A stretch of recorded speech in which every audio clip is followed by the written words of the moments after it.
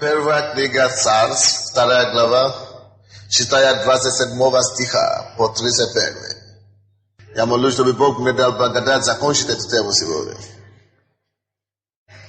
И пришел человек Божий к Илию и сказал ему: так говорит Господь, не открылся ли я дому отца твоего, когда еще были они в Египте, в доме фараона? И не избрал ли его из всех колен Израилевых себе во священника, чтобы он восходил к жертвеннику моему, чтобы воскурял фимиам, чтобы носил ефод передо мной. И не дал ли я дому отца твоему отце огнем зажигаемый жертв сынов Израиловых? Для чего же вы попираете ногами жертвы мои и хлебные приношения мои, которые заповедал я для жилища моего? И для чего ты предпочитаешь мне сыновей свои, учишная себя начатками всех приношений народа моего Израиля? Посему-то говорит Господь Бог Израиля: я сказал тогда, дом твой и дом отца твоего будут ходить перед лицом моим вовек. Но теперь, говорит Господь, да не будет так, ибо я прославляющий меня, а бесславящий меня буду посрамлены. Последняя фраза говорит: ибо я, Бог говорит, прославляющих меня, а бесславящий меня буду посрамлены. Очень серьезное заявление со стороны Бога. Бог говорит, Он прославляет прославляющие Его. И те, которые Его не прославляют, бесславящие Его, Бог говорит, Он посрамляет, посрамит. Давайте задумаемся, что мы делаем с Богом. Прославляешь ли ты Его или ты бесславишь Его? Бог прославляет тех, кто славит Его. Если вы почитаете Бога, если вы уважаете Его, Бог вам даст уважение. Вас буду почитать. Если вы любите Бога, вас будут любить.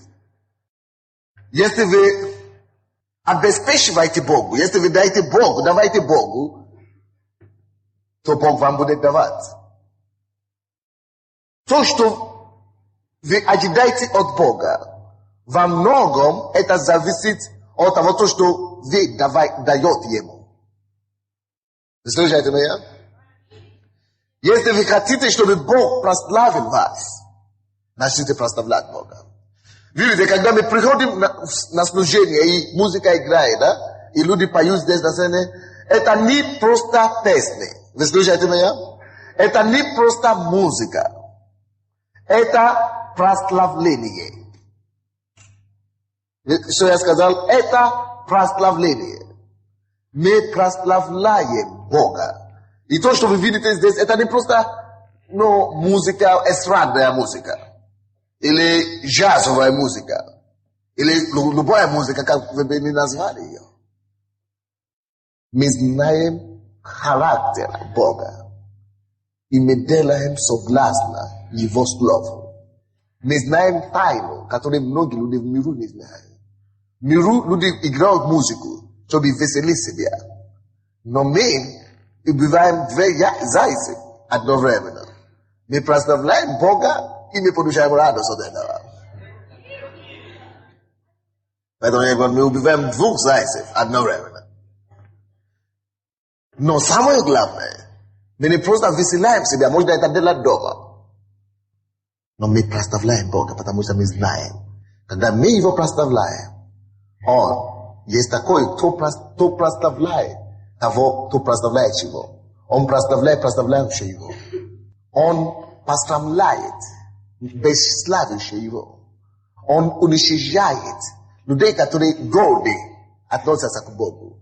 Дорогой мой, тебе надо, когда речь идет о Боге, тебе надо забыть о всех твоих дипломах, тебе надо забыть о всех своих славах собственных, тебе надо забыть о всех своих достижениях и посчитать его, и смирять себя перед ним. Многие люди мучаются в миру, они говорят, почему мне так плохо? Неужели нет Бога на свете? Бог есть на свете, но начни прославлять Бога, и ты увидишь, что Он тебя не оставит там посрамление. Или очень часто люди просят деньги, да?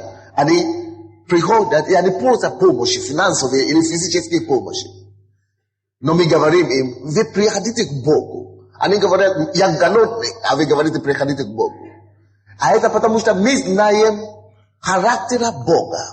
Бог не оставляет посрамлений те, которые прославляют Его. Поэтому даже когда тебе очень-очень плохо, начни прославлять Его даже тогда. Потому что когда ты начинаешь прославлять Его, Он прославляет также прославляющий Его. Но если ты скажешь, что мне слишком плохо, что я не могу прославлять Его, то ты зашел в тупик. Именно там ты останешься, ты не вылезешь никогда.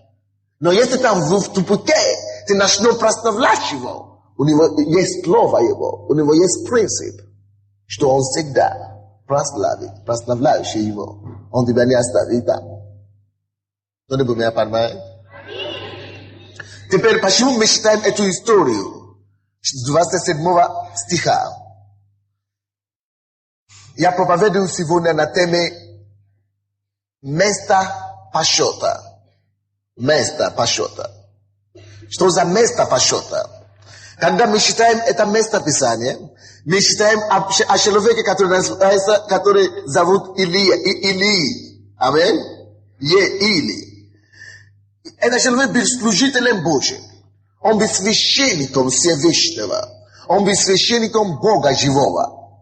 Но где-то на пути, пока он служил Богу, он забыл прославить Господа. Он допустил ошибку.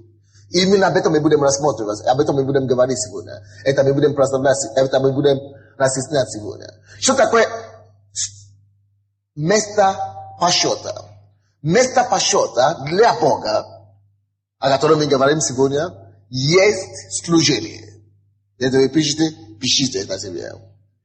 Вы заметите то, что я сказал в начале? Бог прославляющий Его. Правда? Теперь, Бог хочет прославлять всех Его детей. И из-за этого, благодаря этому желанию Бога прославить или прославлять всех детей Его, Он постановил, чтобы все дети Божьи могли служить Ему. Он дает нам возможности служить Ему. То есть, через служение мы прославляем Его. Нашими делами, нашими служениями мы не оплачиваем Его за то спасение, которое Он дал нам. Служение, которое мы несем для Бога, мы это делаем, потому что Он создал возможность нам, дал нам возможность прославить Его.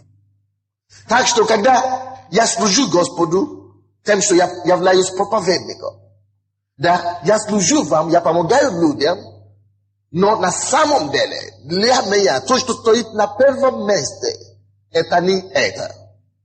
Это то, что Бог мне дал возможность прославить Его. И когда я прославляю Его, я имею покой, я имею мир. Потому что я знаю, что Богу, кому я служу, Jest tот Бог, который прославляющих Его.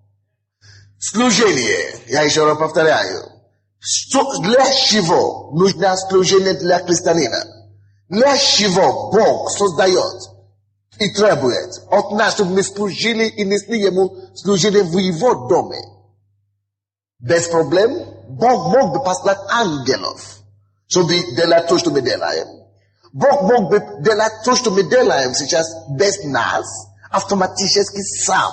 Просто вы говорите только слово. Бог мог просто говорить одно слово и, все то, что ему надо появиться. Но он так не делает. Он говорит, ты сделай это. Он не говорит, чтобы неверующие это делали. Он говорит, чтобы ты, неверующий, ты, который уже покаялся, ты, который уже стал Детем Божьим, он дает тебе честь служить ему. Почему? Потому что это есть его способ дать тебе возможность его прославить. Он же знает, что когда ты служишь ему, ты прославляешь его. И он тогда только сможет тебя прославить. Поэтому, когда мы говорим о том, что нам необходимо иметь служение, мы стараемся, потому что мы, поставлены над вами, мы стараемся просто поощрять вас, пойти и быть на том почетном месте, где Бог сможет прикасаться более близко к вам. Ты скажешь, я же не в группе прославления, я не в хоре также.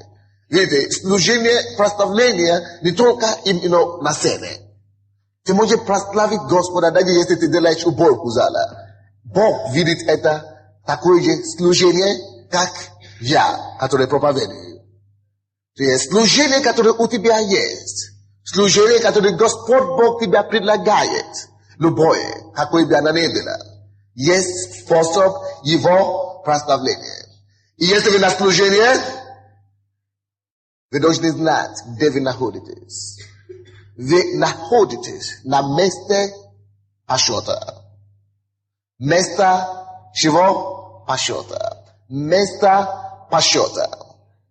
Почета. Место чести. Потому что Бог говорит, кто дает мне честь, я даю честь. Кто прославляет меня, я прославляю его. Поэтому, когда вы приходите в церковь, вы не должны находиться в состоянии бесславия. Потому что кто бесславит его, что он делает с ними?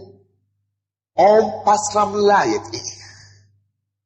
Не то, что он начинает бить вас, не то, что он начинает уничтожать вас, но его близости нет с вами. Видите, я вам расскажу, что такое служить Господу.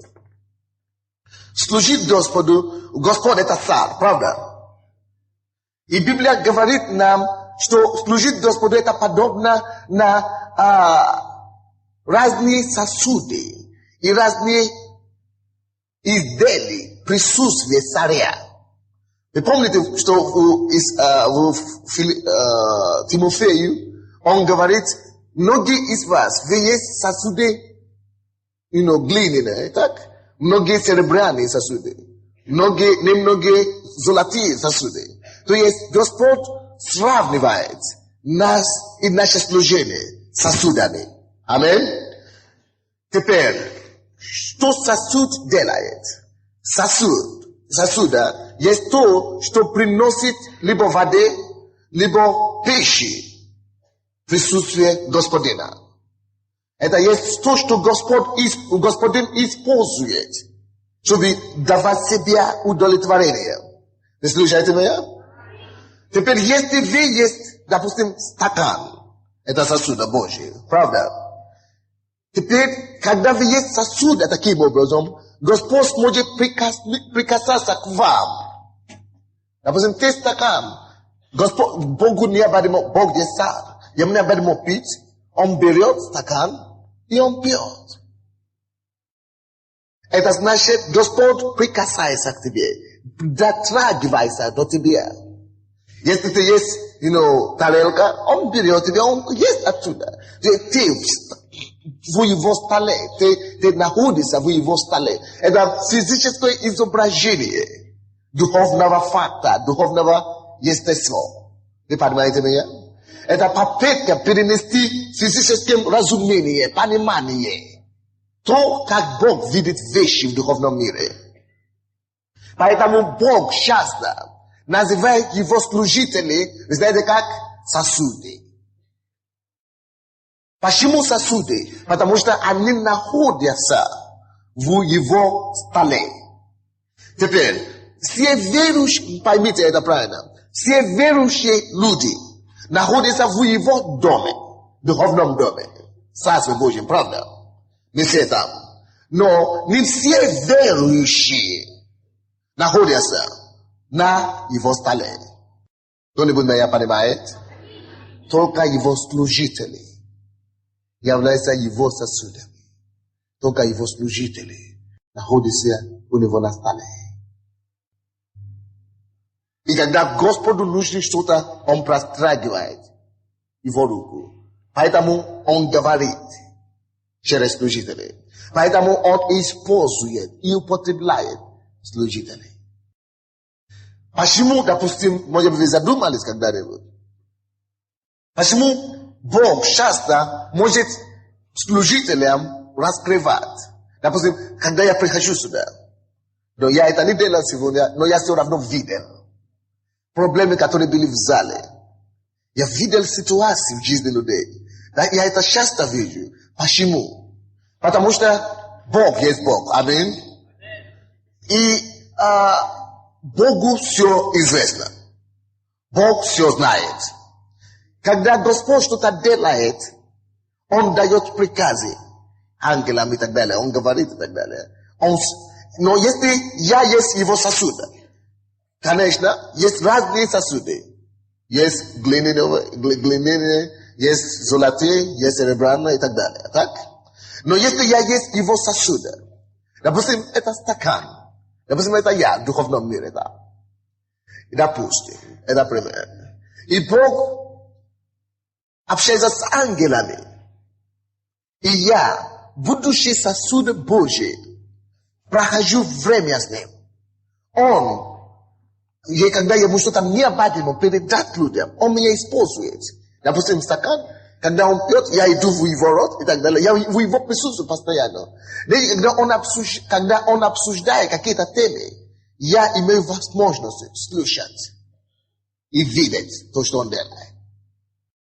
Поэтому очень часто, когда люди говорят Богу что-то, Бог дает мне возможность слышать то, что люди говорят ему. И я просто это слушаю, и я могу это передать. Потому что я есть его сосуд. Я перед ним. Быть служителем Бога – это находиться, или находиться в присутствии Его. Быть служителем Бога – это обозначает быть на почетном месте в доме. Что значит место почета? Что значит почетное место? У многих из вас есть квартира. Или если у вас нет, вы когда-то видели квартиру. Или побывали на квартире. На квартире есть разные изделия, разные вещи. На квартире есть диван, может быть, стол, шкаф, и разные многие вещи, плитки и так далее. Но есть некоторые вещи в любом доме, в любой квартире, которые находятся на почетном месте. Допустим, когда вы входите в большинство квартиры, вы можете заметить или замечать огромный шкаф с какими-то сосудами, интересными изделиями. Особенно женщины, они гордятся, что они хозяйка, и у них все это есть. Это почетные вещи, которые обычно находятся в почетном месте. Такие сосуды, такие тарелки, такие хорошие оформления, такие с орнаментами и так далее. Они не часто их выносливают, чтобы кушать. Допустим, каждый день, когда они кушают, есть такие сосуды, которые не трогают, только когда почетные гости приходят. Есть такое?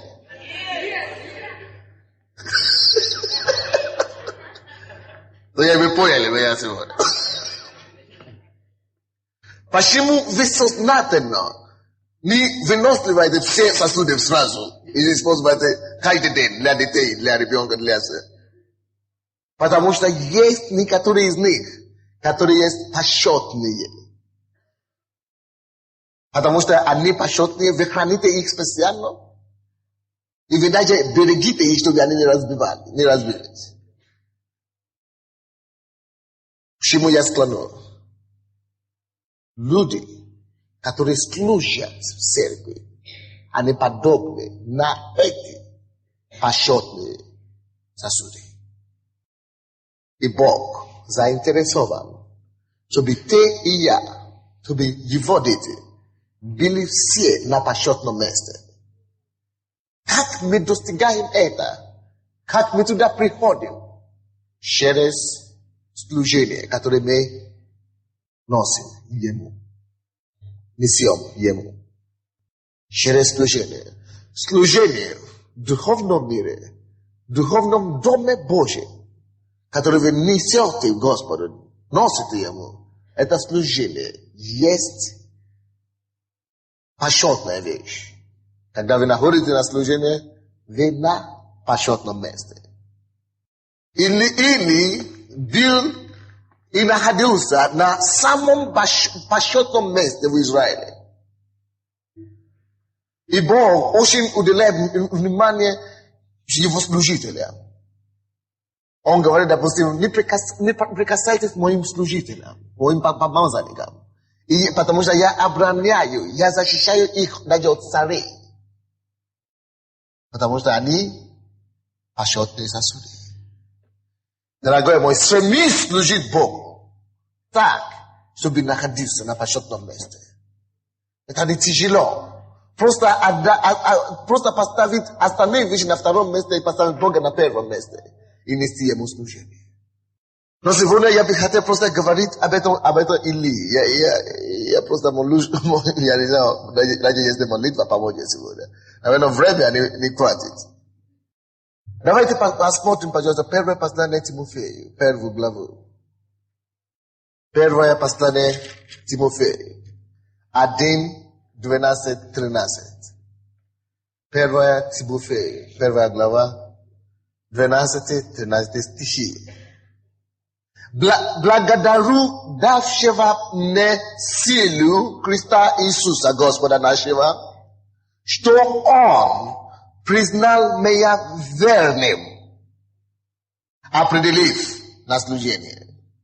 Меня, который прежде был хулитель и гонитель и обидчик, но помилован, потому что так поступал по неведению в неверии.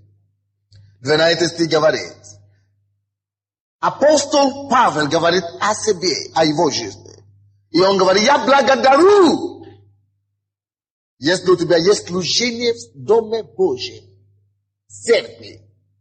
Это есть повод уже, чтобы ты каждый день был полный благодарения Богу. Видите, он не сказал, что я поставил себя на служение. Он говорит, Бог признал меня верным и определил. Ничего не случается случайно, особенно в Доме Божьем. Если ты стал служителем, или если ты стоишь на месте, на каком-то служении, это не случайно, это Бог определил тебя на это служение. И Павел за это, за то, что Бог его определил на служение, каждый день благодарит Бога. Он полный благодарение, что он находится на служении. Представляете? Между прочим, многие не ценят то служение, которое Господь дал им. Многие не ценят то, что они находятся на служении сегодня. Благодарю Господа Бога моего, что поставил меня верным, определив на служение. Разными способами можно служить Господу. Можда силою, энергией. Есть некоторым, которые нужно служить Господу в своей физической силе. Есть другие, которые служат Господу своим знанием. Есть некоторые, которые служат Господу своим финансам. Есть другие, которые служат Господу, своими духовными дарами. Но это не важно, какое служение. Он говорит, определи меня на служение. Благодарно ли твое сердце? То, что Бог определил тебя на служение. Он говорит, я, бывший гонителем церкви, прежде чем ты пренебрегаешь или прежде чем ты пренебрегаешь твоему служению, задумайся сначала, откуда Бог тебя вытащил. И вспомни, что тебе надо быть благодарен. Никогда не рискуйте пренебрегать служение Богу. Даже на самом последнем месте в церкви или где бы то ни было. Всегда видите это как честь. Всегда благодарите Господу за это. Всегда наполните себя радостью и благодарением, что Он посчитал вас и определил вас на служение. Теперь, может быть, вы здесь, и вы уже ходите в эту церковь несколько раз, и у вас нет служения в церкви, поднимите ваши руки, пожалуйста. Человек 500. Вас много. Находите это почетное место. Опустите руки, слава Богу. Находите это почетное место и займите им. У нас есть брат, который занимается служением. Встань, пожалуйста. У нас 20 новых служений, которые вы можете заняться. Подойдите к нему, он поможет вам. Или через ваши домашние группы. Аллилуйя. Что Он признал меня верным, определив меня на служение. Слушайте, пожалуйста. Что Бог призвал или признал Павла верным. Какой отсчет у Господа есть для тебя в твоем служении сегодня? Как вы думаете? Вы думаете, что Бог посчитает вас верным? Может быть, вряд ли. Давайте посмотрим жизнь этого Илия. Бог его не посчитал верным. И я вам покажу, какая причина была за это. Почему Бог его не нашел верным. Вернемся, пожалуйста, первому царству, книга Царств. Первая книга Царств, 2 глава, откуда мы начали. Вы, конечно, уже привыкли ко мне, что когда я учу или проповедую, что там, где мы начинаем, мы возвращаемся туда постоянно. Так что не закрывайте это место, мы вернемся. Аллилуйя. 2 глава, где мы читали, 28 стих, давайте будем читать. И не избрал ли его? Это Бог говорит. Не избрал ли я его из всех колен Израиловых себе во священника, чтобы он восходил к жертвеннику моему, чтобы воскурял фимиям, чтобы носил ефод передо мной. Видите, это есть, слушайте, это есть прообраз того, то, что я вам только что назвал, так? Ефод и фимиам и так далее, они есть те вещи, которые, они есть как сосуды, разные сосуды. И Бог говорит, что я избрал тебя, чтобы носить эти все разные сосуды передо мною. Скажите, пожалуйста, где Бог находится? Сейчас, и в Ветхом Завете, где Он находится? И сейчас находится. Он здесь, в Духом Святым, но Он в основном там на небе, правда? Он только духовно здесь, но Он там на небе, так? Но тут же Бог же говорит, чтобы эти люди носили эти сосуды перед Ним. Потому что Бог смотрит на служение как стол. На стол и сосуды люди, как сосуды, которые ходят перед ним. То, что я уже вам объяснил, так? Так, Бог избрал этого человека, чтобы ходить и носить эти сосуды перед ним. И что случилось? 28 вторая часть. И не дал ли я дому отца твоего от всех огнем сожигаемых жертв сынов Израиловых? 29 стих.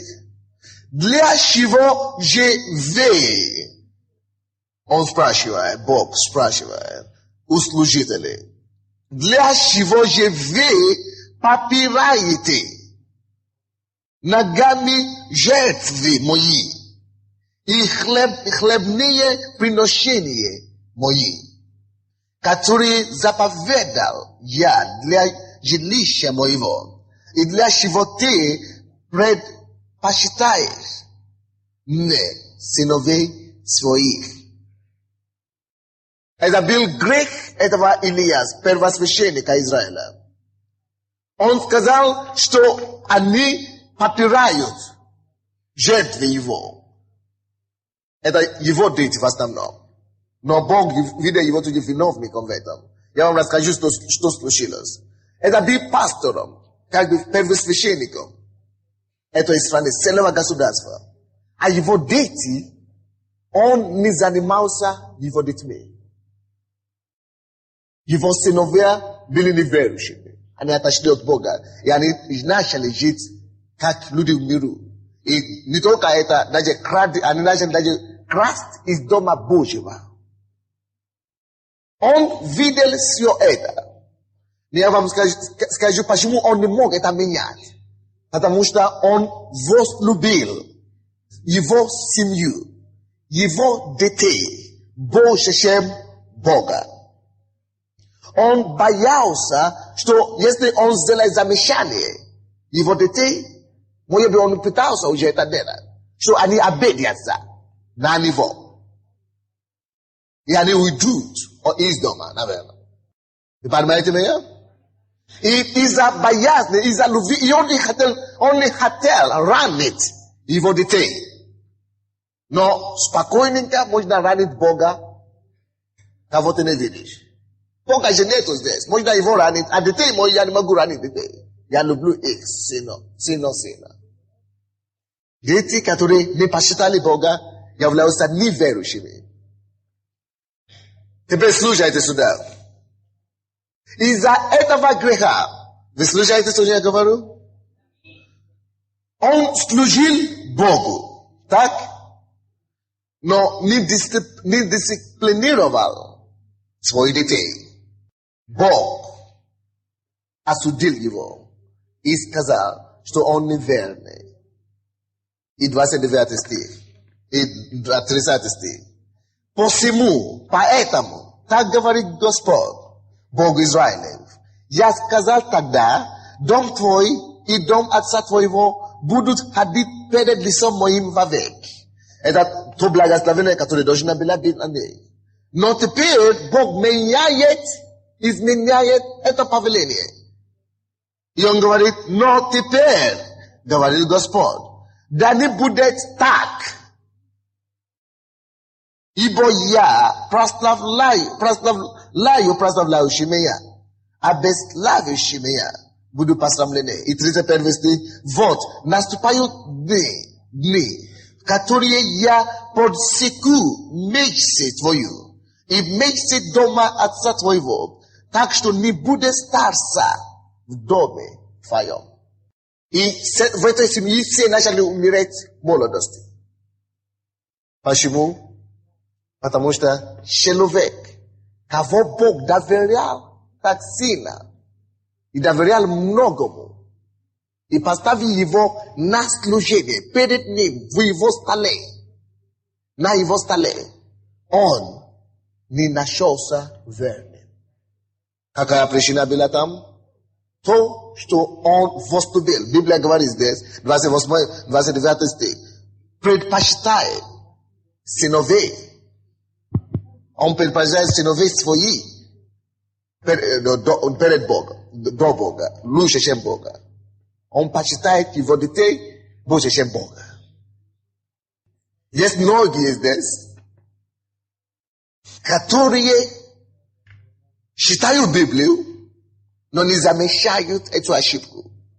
Многие из вас, ваши неверующие дети, или неверующие родственники, или неверующие мужья и жены, часто вас препятствуют от того, чтобы исполнять то служение, которое вам вручил Господь. Видите, тут я не говорю, заметьте, пожалуйста, и то, что я скажу сейчас. Я ни в коем случае не говорю, что нам надо бросить семью или родственников, отказаться от родственников и пойти за Богом. Нет, даже Бог это не учит. Потому что первое послание от Тимофея, 5 глава, 8 стих, говорит, что тот, который не заботится о родных своих, тот больше, чем неверного. Хуже, чем неверного. То есть Бог ожидает от вас, чтобы вы любили, и чтобы вы заботились о своих родных. Ни в коем случае вы не должны бросать семью. Это невозможно. И если я слышу, что кто-то в этой церкви это делает, бросает детей или бросает родственников, я буду разбираться с этим человеком. Вам нельзя бросать семью.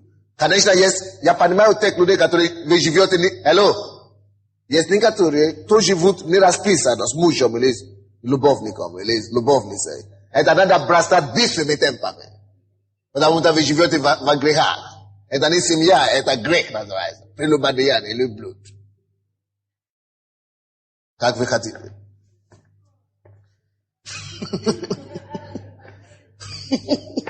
Так что таких нужно бросать. Но я говорю о семье, о законной семье. Вы слушаете меня? Нельзя бросать. Но в том времени должен быть баланс. Вы должны уметь ставить первичное. Где? Первое. И вторичное – второе.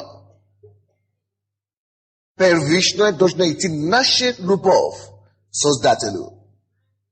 Потому что если бы не Он дал вам эти детей, вообще, куда ты? Если Он не даст тебе, если Он тебе не дал этого ребенка, тебе не нашел все равно.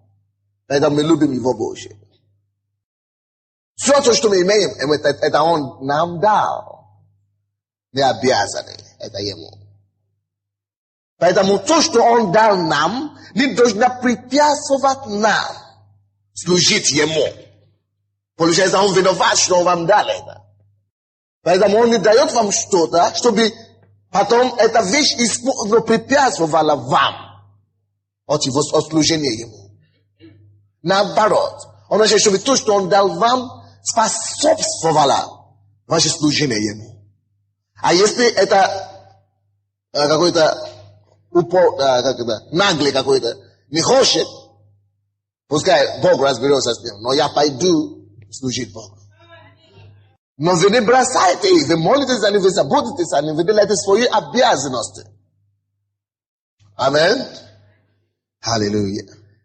То есть это есть одна главная причина, почему многие люди пропускают их призвание и не исполняют, и попадают, и падают с места почета. Помните, есть место почета на служение.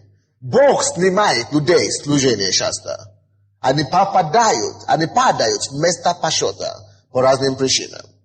Это одна из причин. Вроде бы не Он виноват, но Он не дисциплинировал своих детей. Теперь поймите мне, пожалуйста, правильно церковь. Я пастор этой церкви. Это подобно на священника в Ветхом Завете. Бог мне дал очень много детей. Вы есть мои дети духовные. Я такой маленький, а я имею такие детей. Ну, что поделаешь? Парадокс, но это духовный факт. Вот. Перед Богом є дети, которые Бог не дал. Бог однажды мне сказал, месяц назад, что я ожидаю, чтобы ты сделал ошибки в церкви, чтобы ты требовал дисциплину и ощущение, и святость у людей, которые ходят в церковь. Потому что я буду у тебя спрашивать. Особенно от тех людей, которые находятся на служении. Каждый должен быть предельно дисциплинированный. Потому что это есть служение не к начальнику миру. Не к начальнику на земле. Но это служение к царю, царю и Господу, Господу. Поэтому, если кто ходит на библейские занятия, на лидерской школе, по понедельникам, вы уже видели, что я там творю. И не только там. Если кто бывает в офисе, или кто работает в офисе, то уже, наверное, уже слушаешь что-то. Потому что я не хочу оказаться на месте Илии. Я не хочу терять то благословение, которое Господь имеет в виду на Украину из-за какого-то негода. Я знаю, что это не приходит сразу. Поэтому я работал над вами. Я знаю, что Господь не дал только гадаев. Только хорошие людей, не гадаев. Все хорошие. Поэтому, если что-то не получается, я знаю, что получится во имя Иисуса. Не позволь Богу тебе снять с места почета. Не позволяй Богу снять тебя с места почета. Не позволяй Богу себя снять с места почета. Но если ты не поступаешь как человека, который находится в месте почета, то у меня уже нет выхода. Как больше слуг здесь, который находится на месте священника, как Илия, я должен проявлять дисциплину. И если надо, я тебе сниму. Слава Господу. Давайте откроем быстренько. От Луки 13.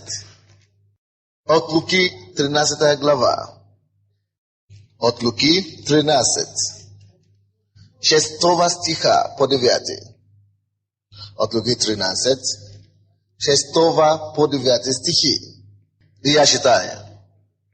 И сказал эту притчу, некто имел, Иисус говорит притчу, некто имел в винограднике своем посаженную смоковницу, и пришел искать плода на ней, и не нашел. Слушайте? Человек имеет виноградник, и посадил там смоковницу, но пришел искать плода на ней, и не нашел.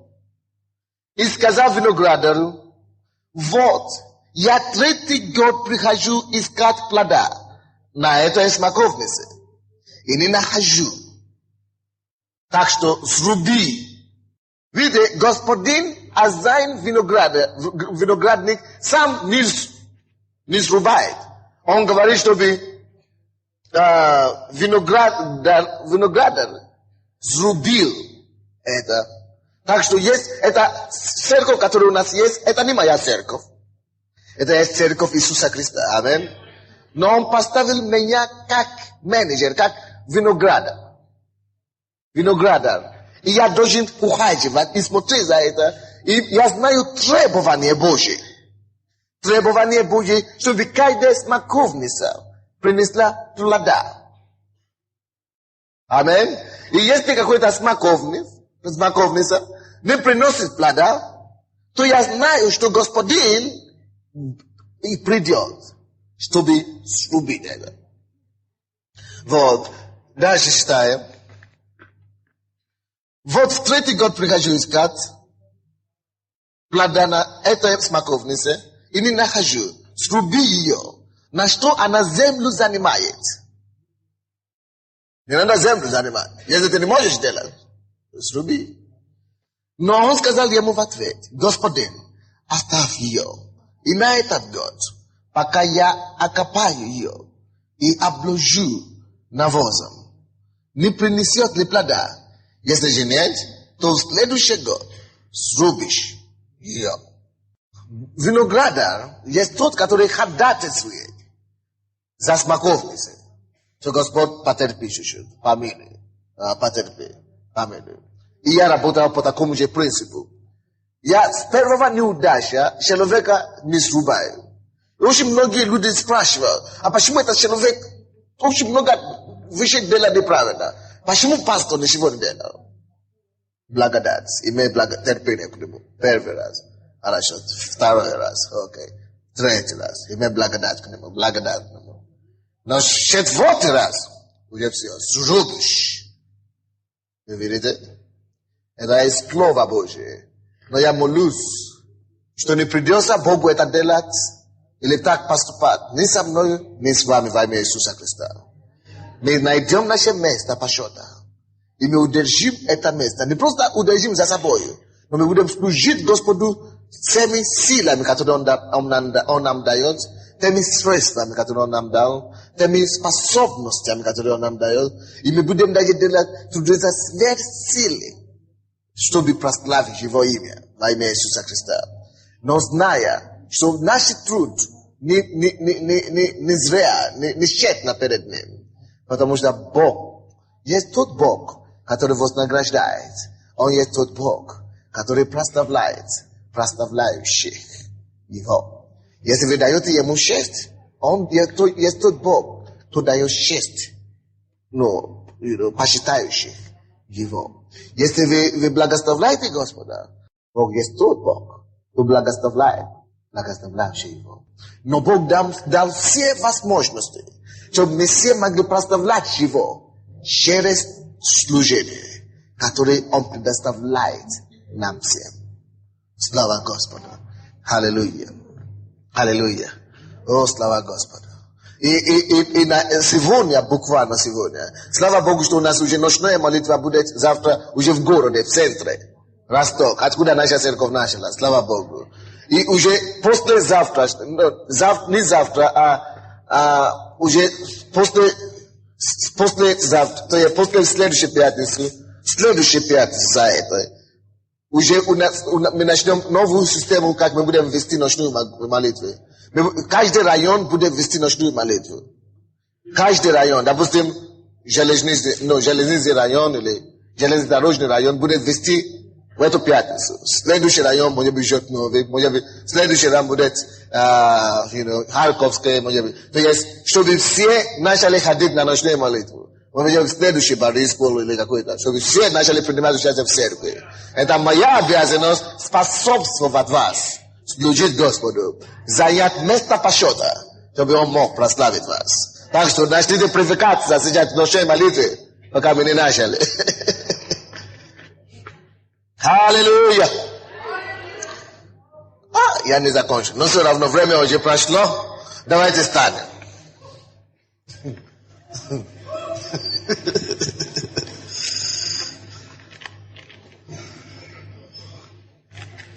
Слава, слава, слава Господу.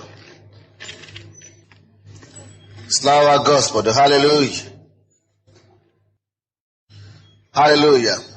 Слушайте, пожалуйста, еще одно место Писания, которое я прочту до того, как мы пойдем. 1 Коринфянам, я прочту, 1 Коринфянам 9 глава, 16-18 стихи. 1 Коринфянам 9 глава. 9 глава, с 16 по 18 стихи. До этого я еще хотел сказать, что кроме близких и родственников, есть еще одна вещь, которая мешает людям служить Господу на почетном месте.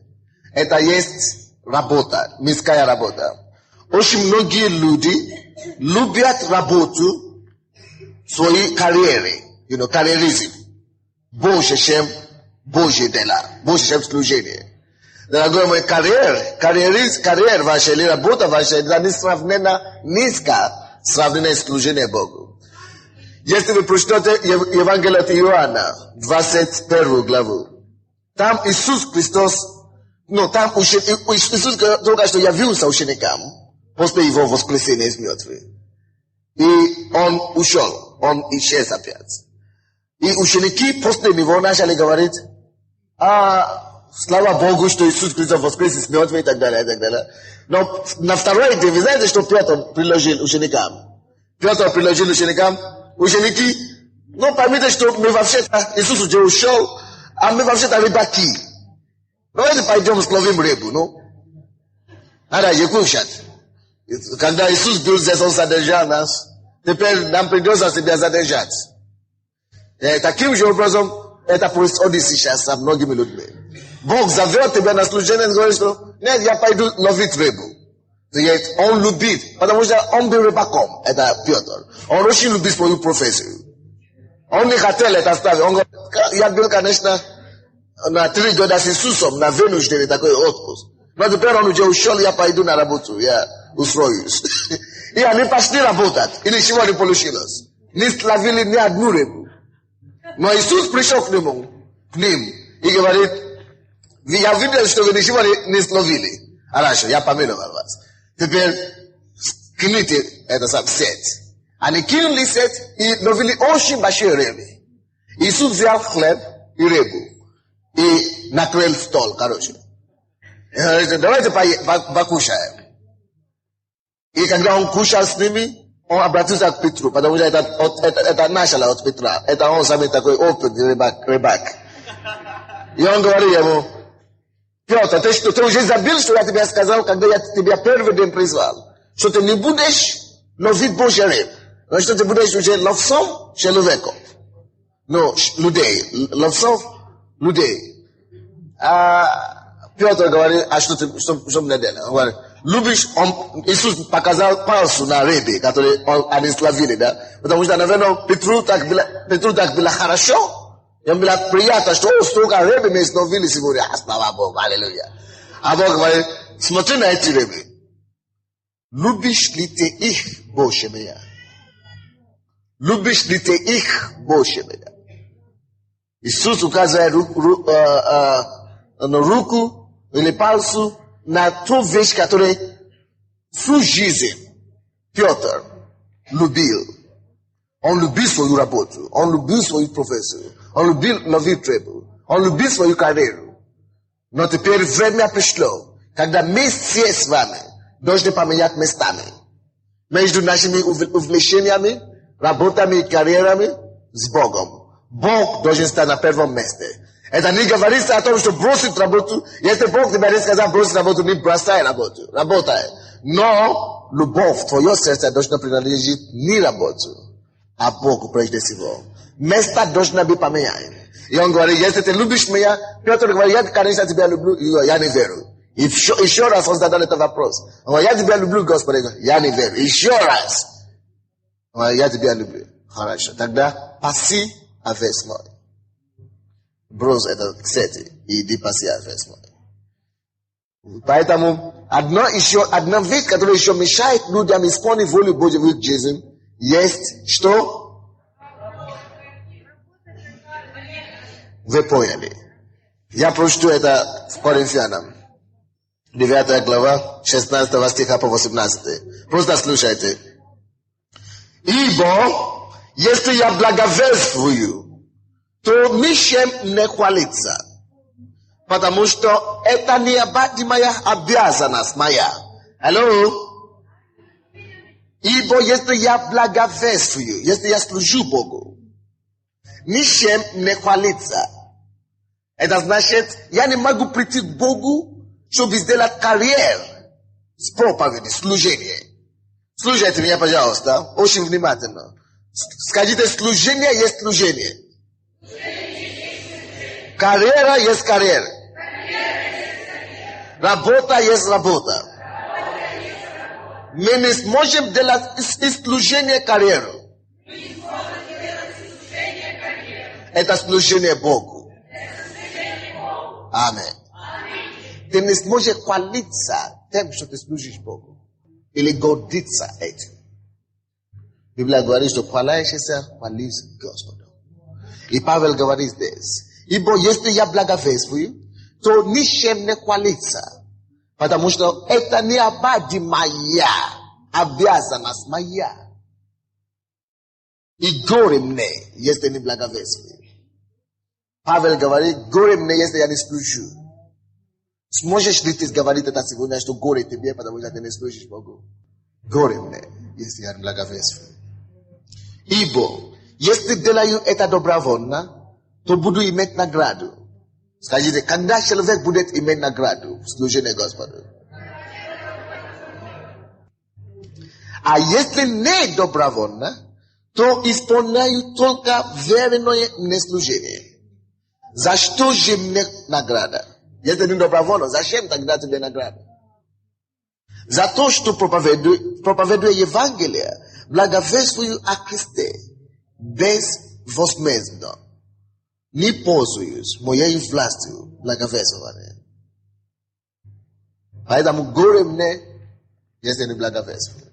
Поднимите свои руки, поговорите с Господом. Что вы хотите служить Ему. Вы хотите стать на почетном месте. Господь, я хочу стать на почетном месте. Я хочу стать возле Твоего стола. Я хочу стать вообще на Твоем столе, Господь. На почетном месте. Я хочу воспользоваться этой привилегией служения Тебе.